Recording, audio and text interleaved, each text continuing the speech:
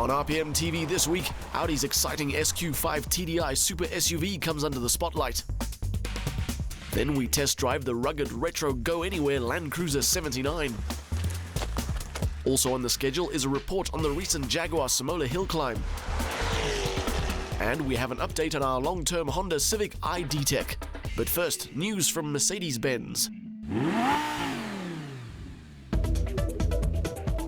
Mercedes-Benz has launched the eagerly awaited all-new C-Class premium compact sedan in South Africa. Codenamed W206, the streamlined sedan is larger in every dimension than its predecessor and borrows many of its styling cues from the larger S-Class. Built in the Mercedes-Benz South Africa assembly plant in East London for both local sales and export, the new C-Class may be bigger, but it's also lighter and features an impressively low drag coefficient of only 0.24. The result is a car that feels a lot nimbler than it looks, helped along by a new multi-link suspension. The range offers a choice of 4 engines, including a 1.6-litre turbo petrol, a pair of 2-litre turbo petrols, and a 2.2-litre turbo diesel. Both a 6-speed manual and a 7-speed automatic are offered. The interior is a particular highlight, offering ample space front and rear and an execution that reflects a mix of luxury, technology and thoughtful ergonomics. Again, the influence of the S-Class is obvious in the cabin layout and the many driver assistance systems. Prices start at 415,000 Rand and extend to the mid-500,000s. An AMG version arrives early next year.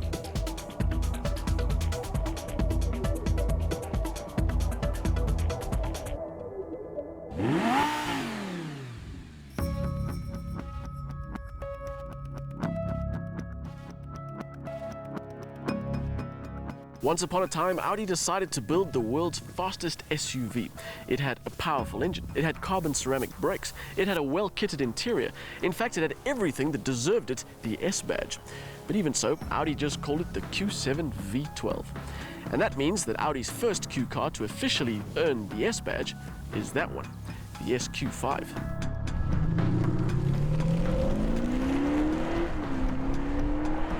It's also the first diesel S car, with a twin-turbo 3-litre motor churning out an impressive 230 kilowatts and 650 newton meters.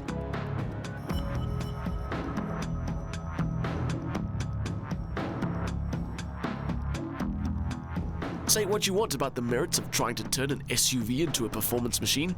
The fact is they build them because people buy them, and I'm almost sure the same will be true of this thing. I've always seen the Q5 as the least interesting Audi I've ever driven, just there to plug a hole in the market without really having any merits of its own. Yes, it's good looking, but so are a lot of other cars, and it's as practical as any other SUV. So perhaps in keeping with its quiet nature, Audi have kept the styling changes fairly subtle, but they have made a big difference.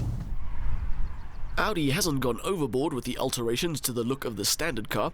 No running boards or massive wheels or loads of aluminium, just the tried and trusted recipe that give the entire range of these performance Audis understated cues to their performance potential. Different bumper, different grille, dual twin exhaust pipes, a roof spoiler and some satin chrome mirrors. Those are the small changes that have given this already stylish SUV decent presence, and the impression that it can and will beat up on lighter, more nimble machinery. And that's without the need for it to wear a tank top or have a tribal tattoo. The SQ5 doesn't shout about its abilities with excessive plastic or too many LEDs. It's packaged with just the right amount of visual extras to let you know that this is a car that doesn't mind a bit of hard driving.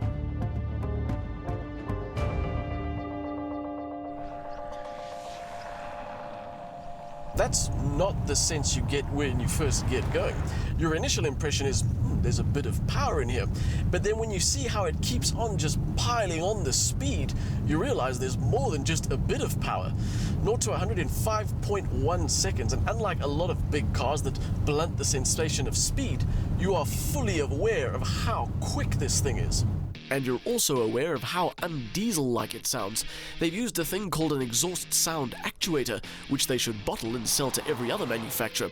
And first in line should be Mercedes-Benz, whose diesels generally sound like a tumble dryer filled with rocks.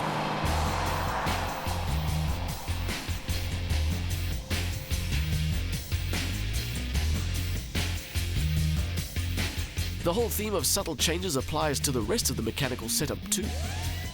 It's got an 8-speed Tiptronic gearbox like other Q5s, and like other Q5s, it's got quattro all-wheel drive, which means it's good in the corners.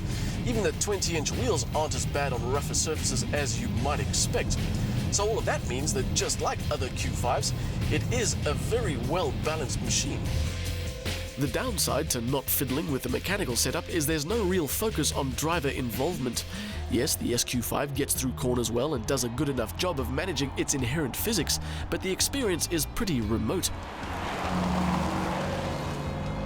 Although there is a smile to be had every time you have even a little bit of open road and are able to put your foot down.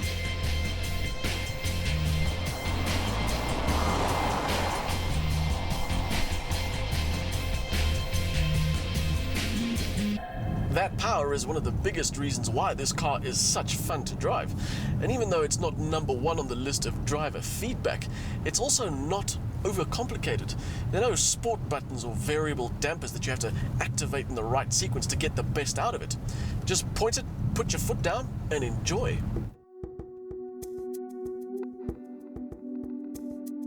The interior too isn't an over-designed mess of irrelevant performance parts. In fact, about as dramatic as it gets is the flat-bottom steering wheel with paddles that are a little bigger than usual. For the rest, it's a comfortable mix of some of Audi's best tech in a cabin that's typically well bolted together.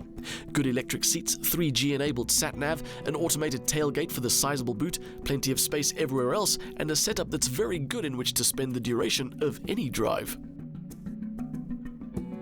The Audi SQ5 is a masterclass in understatement. The subtle styling changes give quiet clues to the immense power from the twin-turbo motor, and it is as comfortable as any well-spec'd Q5, which is good if you like flying under the radar, but it's less good when you see this car's 800,000 Rand price tag. For that kind of money, you could opt for an entry-level Range Rover Sport, which has got more power, more all-round capability, and not a small amount more prestige.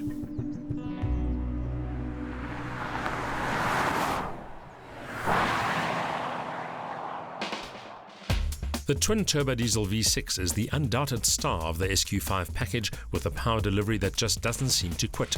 It's an understated, comfortable and very enjoyable car to drive, whether you're taking advantage of its performance abilities or not, but 800,000 Rand can buy you any one of many very good SUVs.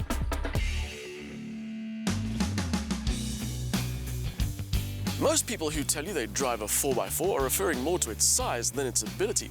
The soft-roader, crossover, SUV have all been rolled into a generic 4x4 category, even though some of those cars couldn't even make it over an anthill. When you look at it, there are very few hardcore off-road machines left, and only one that will outlive all of them. Yes, after the nuclear fallout, there will remain only cockroaches and the legendary Land Cruiser. It's been around for over 60 years now, and it remains one of the toughest, most reliable, most hard-working vehicles on the planet.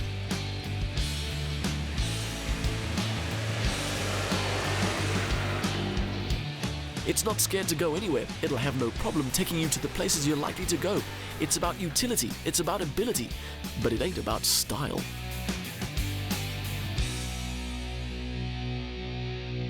It may have kept up with the workload, but it hasn't really kept up with styling trends. The Land Cruiser has recently been overhauled, although it still manages to look like something that barely escaped the 70s.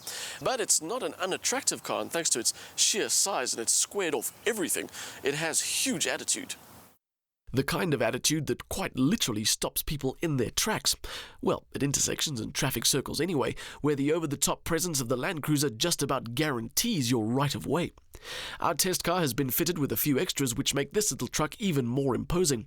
The bull bar at the front, the step bumper at the rear, the 16-inch wheels and the load bin lining are also extra cost options. We're driving the newest of the Land Cruisers, the 79 double cab. Even though it has 2 extra doors and space for 3 in the back, it'll still carry a full 1-ton load. At 498,000 Rand, it is the cheapest Land Cruiser you can buy, but that doesn't mean it's cheap on the inside. Given the look and the history of the Land Cruiser, you'd expect the interior to be utilitarian, and the design certainly is. You'd expect to see ordinary aircon instead of dual-zone climate control.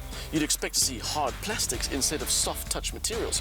You might even expect to see the old-school immobilizer. But what you wouldn't expect is sat-nav and Bluetooth. And that's standard in the double cab pickup. In South African terms, it may be a hardcore farm dweller, but Toyota has decided that even farmers need a bit of luxury.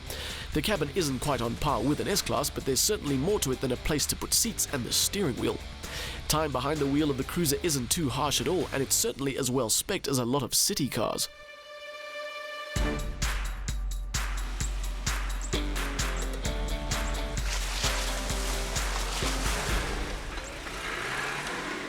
That doesn't mean it now prefers an urban lifestyle or that it's got soft in its old age, but the best way to describe the Land Cruiser in city terms is that it's manageable.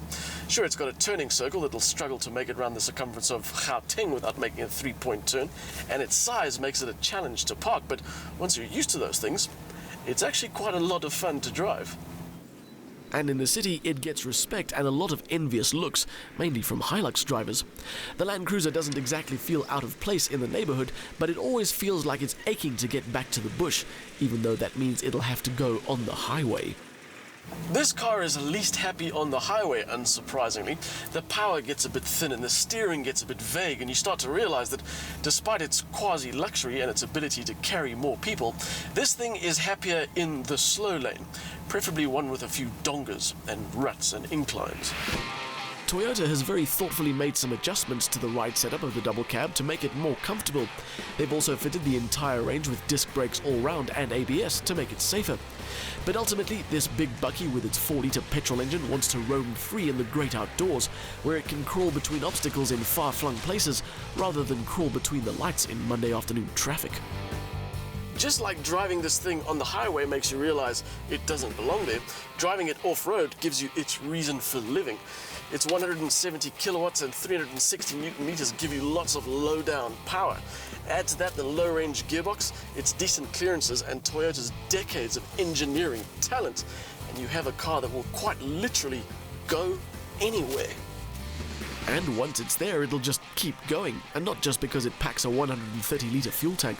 Land Cruiser has become synonymous with bulletproof reliability, even in parts of the world where it is actually exposed to a lot of bullets.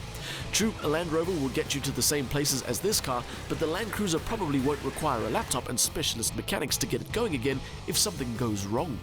The Land Cruiser 79 pickup double cab tries its best to be the complete package. Around town, it's got the style, the spec, and the attitude to make it a fun drive, although it's no fun in tight spaces or on the highway. This is not a bucky. It's not even a utility vehicle. It's a hardcore off-road machine that feels best when the going gets tough. And it certainly continues the Land Cruiser legend.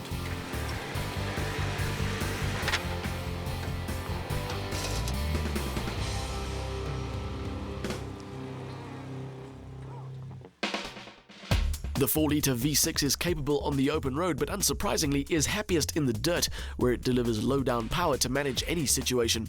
The uprated cabin has some surprising features like sat-nav and Bluetooth, which add comfort to its rugged ability, but the pickup takes some getting used to in urban situations. After the break, we join the action at the recent Jaguar Simola Hillclimb. And we have an update on our long-term Honda Civic 1.6 ID-Tech hatchback.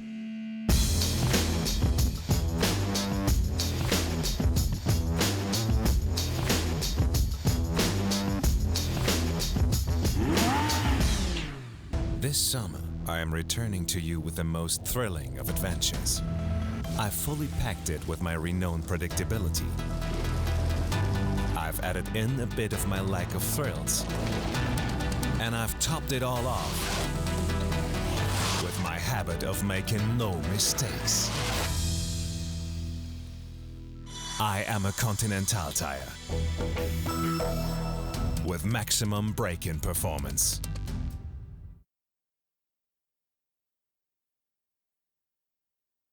It's difficult to imagine what our new fuel can do for your car, so we're going to show you.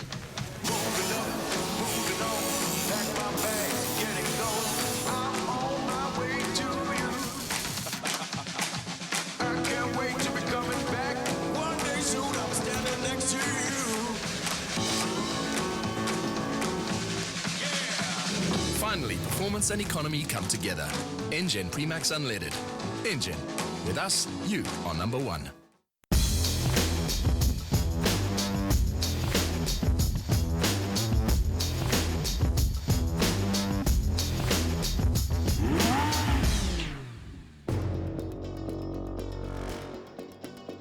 coastal town of Knysna in the heart of the Garden Route seems an unlikely venue for one of South Africa's most popular and fastest growing motorsport events. And yet amateur and professional drivers from across the country and even across our borders make the annual trek for the Jaguar Simola Hillclimb. For 2014, premium car brand Jaguar acquired the title sponsorship of the Hillclimb and pulled out all the stops to elevate the event to a new level. The array of machinery is impressive, ranging from beautifully presented classics and Paca racing cars to exotic supercars and athletic production models. But the challenge for all the competitors is exactly the same, setting the fastest time possible up a 2-kilometer stretch of tricky twisty tar that links the town of Knysna to the Simola Golf and Country Estate.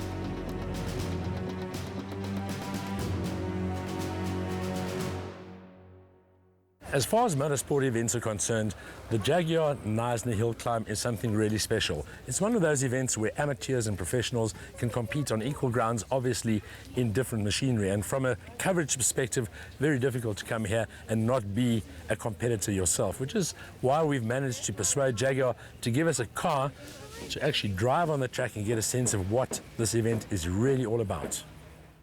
Competing in the hill climb is unlike any other motorsport event because it allows pros and amateurs to rub shoulders and to compete in very different cars. But like all motorsport events, slick organisation is vital, which meant that the RPM TV Jaguar had to complete all the formalities before being allowed to line up at the start.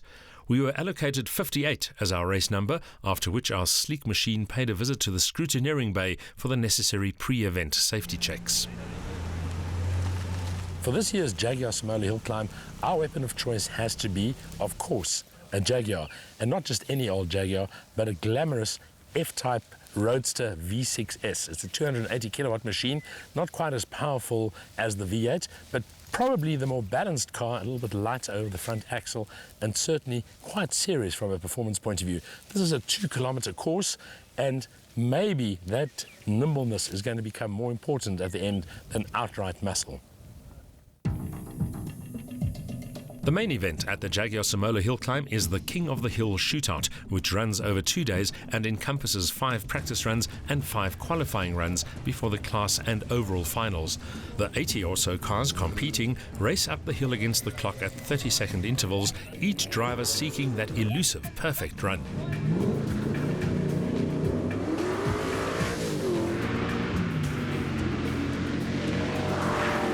But it's a trickier challenge than it appears, with a clean start critical and no margin for error as the cars gather speed through the final S's before the finish. The surface is bumpy and uneven in places, and grip levels vary from run to run as the fickle coastal weather changes too. Of course, this is not a racetrack, so there are no runoff areas, and for the really fast machines, the challenge is a daunting one, to say the least. There's a lot of activity around the Jaguar Knysna Hillclimb, but the key focus for most of the petrol heads here is who is going to be the fastest car and the fastest driver up Simola Hill. Now this year has been very interesting because the car that won Classic Car Friday, which is a Gunston liveried Chevron, also broke the course record in the low 41 seconds, really the fastest time we've ever seen on this event. And that's really set the cat amongst the Nissan pigeons because, of course, this event has been dominated, certainly in the last 2 years, by Nissan GTRs. They are very fast production cars, of course, and they have been the cars to beat. So to have a classic racing car in the mix and a car that looks like it could very well be the winner has turned this into much more of a fight than we've seen in recent years. So you've got the likes of Des Goodsite, who are going to be out there trying to, I suppose, save the honour of the production cars on the one hand, although it is a 1,000 horsepower car, against that very lightweight, almost petite looking racing car that is very easy to underestimate until you see it fly up on the hill. Should be really interesting.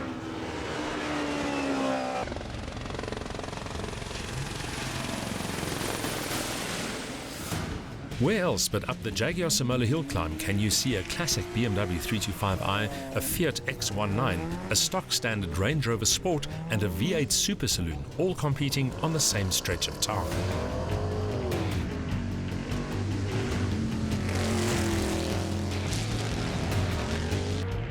Some cars, like this little Lotus 7 replica, looked nimbler than others, while the Hill also claimed its fair share of victims.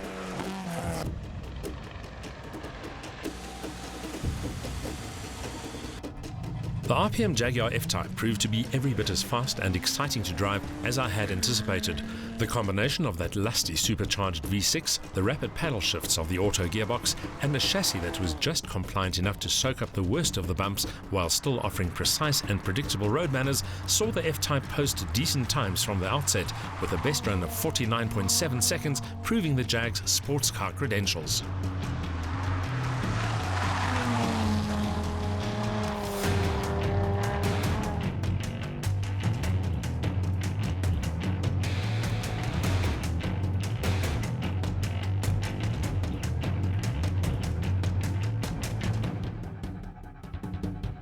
Sadly, driver error brought an early end to any hopes of a top-class placing. Like all good things, the Jaguar Simola Hillclimb has now come to an end, and I have to say it's probably been one of the most exciting events in recent times, mainly because there's been this very close rivalry between dedicated production cars on the one hand and of course thoroughbred racing cars on the other. And as it turned out, it was Franco Scribante in that Chevron that really annihilated the competition, also set a new track record of 41.1 seconds in the process, and set a benchmark which next year will be particularly difficult to beat. The other side of it, of course, also, this was the first time that Jaguar sponsored the event. It is a long-term deal, and I'm sure that the guys at Jaguar are not only happy about how the event went, but are trying to think how they can put something together that might put a Jaguar at the front of the field. One thing's for sure though, the action at the Jaguar Simola Hillclimb is set to become faster and more furious. We can't wait for 2015.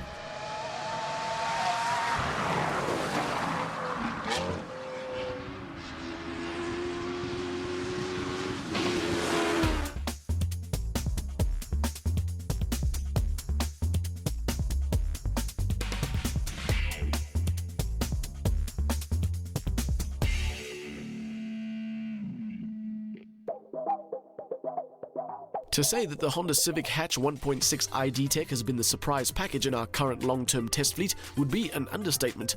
We knew that the 1.6-litre turbo-diesel-powered Civic would be an economy star, but nothing prepared us for how much fun this hatchback is to drive and how comfortable it is. Since our last update, we've covered another 2,000 kilometers, part of which was accounted for by a trip to Hoedspruit. That journey not only underscored again just how frugal the Honda is, but also provided an opportunity to stretch the hatchback's legs. Having lost a tyre to a pothole near Leidenberg earlier in the year, we were a little more circumspect on some of the country routes we traversed, and just as well, because parts of the road were in a poor state of repair. We ended up piloting the Honda with less verve than we would have liked to.